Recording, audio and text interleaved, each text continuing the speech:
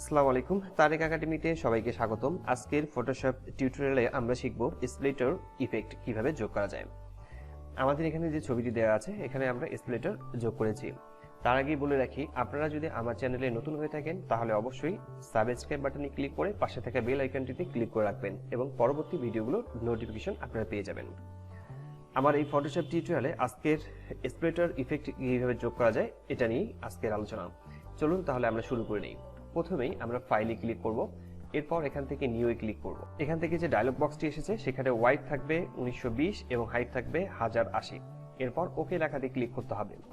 ওকে লেখাতে ক্লিক করলে আমরা একটি নতুন পেজ নিয়েছি। এরপর নতুন পেজ নিয়েছি, আমরা আবার ফাইলে ক্লিক করব। ওপেন লেখাতে ক্লিক করার পর আমরা যে ছবিটিতে স্প্লিটার ইফেক্ট যোগ করতে চাই সেই ছবিটিতে ক্লিক করে ওপেন লেখাতে ক্লিক করে নিচ্ছি। আমরা ছবিটি পাশাপাশি আরেকবার ওপেন করে নেব। এরপর ছবিটাকে সিলেকশন করার জন্য আমরা পলিগনাল লেসো টুল সিলেক্ট করে নিচ্ছি। আমরা যে কোনো টুলস সিলেক্ট করে এই ছবিটাকে সিলেক্ট করা যেতে পারে। আমি এই ছবিটার সিলেকশন একটু ফাস্ট ফরওয়ার্ড করে নেব, কারণ হচ্ছে ভিডিওর লেন্থ কমানোর জন্য। আমি এখানে ফার্স্ট সিলেক্ট করে নিচ্ছি। পারফেক্টলি আপনারা সিলেক্ট করে নেবেন। পারফেক্টলি সিলেক্ট করতে গেলে আপনারা সবসময় পেন টুল ব্যবহার করবেন। আমি এখানে লেসো টুল ব্যবহার করে এটাকে দ্রুত সিলেক্ট করে নিলাম। এরপর রাইট বাটন ক্লিক করার পর সিলেক্ট ইনভার্স লেখাতে ক্লিক করে নিচ্ছি। সিলেক্ট ইনভার্স লেখাতে ক্লিক করে নেওয়ার পর আমরা ব্যাকগ্রাউন্ডটাতে ডাবল ক্লিক করব। ডাবল ক্লিক করে এই ব্যাকগ্রাউন্ড লেয়ারটাকে আনলক করে নিচ্ছি। ব্যাকগ্রাউন্ড লেয়ারটাকে আনলক করে নেওয়ার পর কিবোর্ড থেকে ডিলিট বাটন প্রেস করলাম। ছবিটির ব্যাকগ্রাউন্ড ট্রান্সপারেন্ট হয়ে গেছে। এরপর মুভ টুলস সিলেক্ট করব। মুভ টুল সিলেক্ট করার পর আমরা এই ছবিটাকে ড্র্যাগ করে নিয়ে আমরা যে একটি পেজ তৈরি করেছিলাম নতুন ডকুমেন্ট, সেখানে আমরা এটাকে ছেড়ে দিচ্ছি। এরপর ছবিটাকে আমি এতটুকু পর্যন্তই রাখছি। আরও একটু কন্ট্রোল প্রেস করে টি প্রেস করব। কন্ট্রোল টি প্রেস করে ছবিটিকে ছোট করে নিতে হবে। আমি আরেকটু ছোট করে নিচ্ছি, এতটুকু করে নিলাম।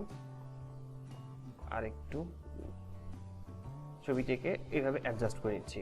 অ্যাডজাস্ট করে নেওয়ার পর আমাদের দুইটি লেয়ার ছিল, আমাদের দুটি রেফারেন্স ছিল। এই রেফারেন্স দুইটিকে আমরা ওপেন করে নিচ্ছি। এই রেফারেন্স দুইটি আপনারা ইন্টারনেট থেকে যে কোনো রেফারেন্স এরকম ডাউনলোড করে নেবেন। এই রেফারেন্স দুইটিকে নিয়ে আসার পর আমরা এখানে ড্র্যাগ করে দেব।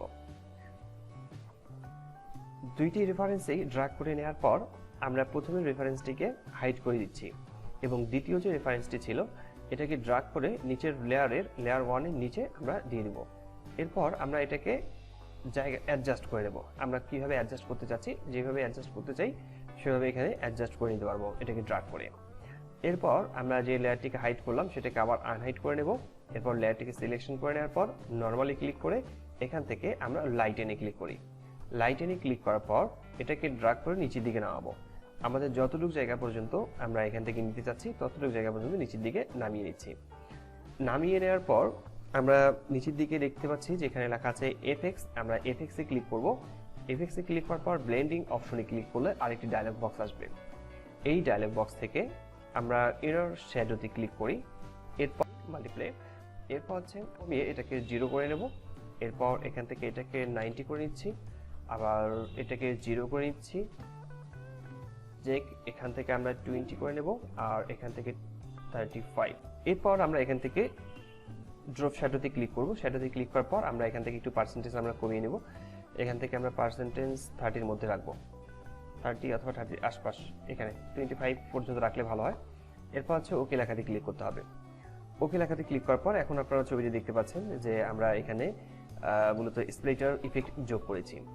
ঠিক এরকম আরও অন্যান্য কাজগুলো শেখার জন্য, ফটোশপের আরও কাজ শেখার জন্য আমার এই চ্যানেলটিকে সাবস্ক্রাইব করে রাখবেন এবং পাশে থেকে বেল আইকনটিতে ক্লিক করে রাখবেন।